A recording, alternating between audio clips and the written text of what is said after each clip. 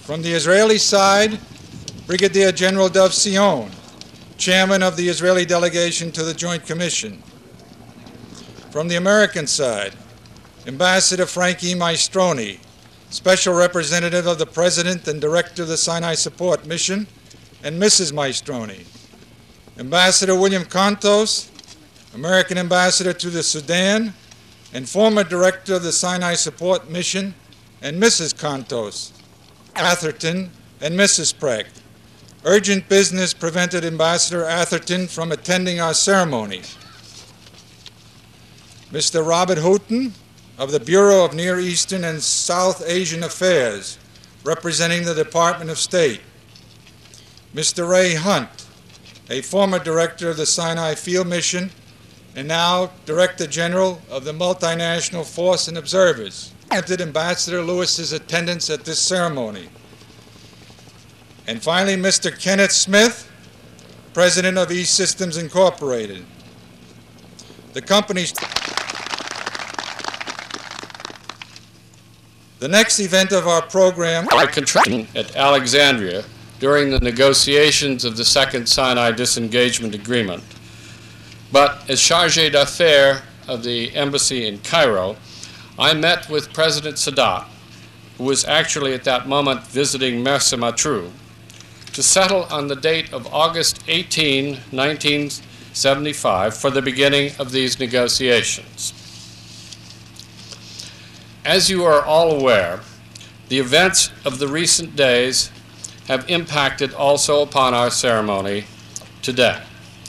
Two of our anticipated guests, the distinguished American ambassadors to Egypt and Israel, Roy Atherton and Sam Lewis, respectively, have been detained at their embassies in connection with the efforts of the United States to calm the tensions which have developed in the region.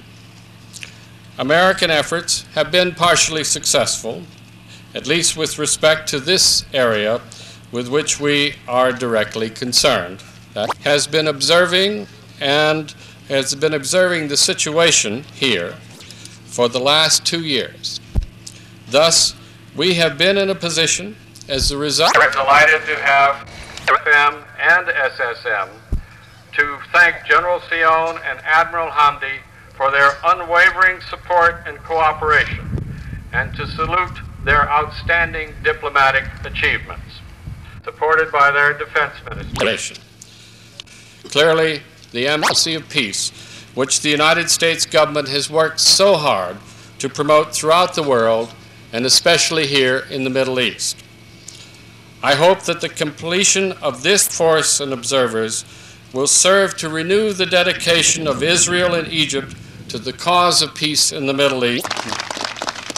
The Minister of Defense has asked me to convey to you his personal greetings, to praise your devotion to your mission and your complete impartiality and objectivity, but not to bury you, because we still may need you, and the US and the United States, some of you in the framework of the multinational force, and others maybe on the Falkland Islands, to come here. MFO Guardians.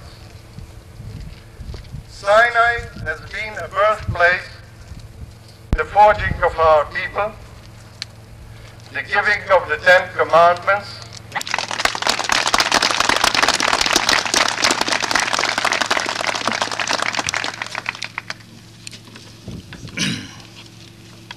Bismillah ar-Rahman ar-Rahim. I am welcoming all of you in this part of Egypt. Less than 3 days remain for a part of Sinai to return to motherland, and Brigadier General Dov Sion. With full respect to her obligations and commitments, Egypt provided all facilities for the SFM in order to enable its members to fulfill their mission. This attitude is based mainly upon the firm belief in peace and the continuity of its process, and on the trust building among the peoples of the area in order that peace dominates the whole region. We appreciate and express our gratitude to the United States government for assigning such body, the SFM, to carry out the verification activities. Now, for the Orange people, we feel that you have endured lots of difficulties and hardness to adapt yourselves with desert life. We here assure you and assure everybody that Egypt will continue to fulfill her commitments as stipulated in the peace treaty, and we are sure You can manage. we can share them.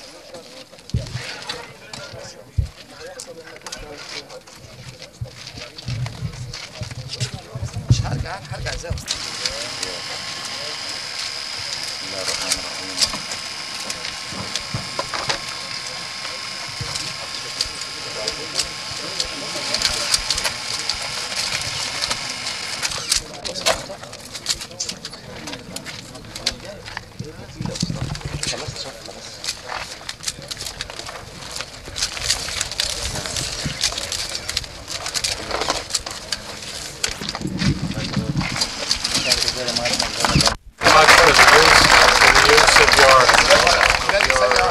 territory here for this purpose, and I hope we will return it to you in an improved state. Thank you very much. Thank you very much.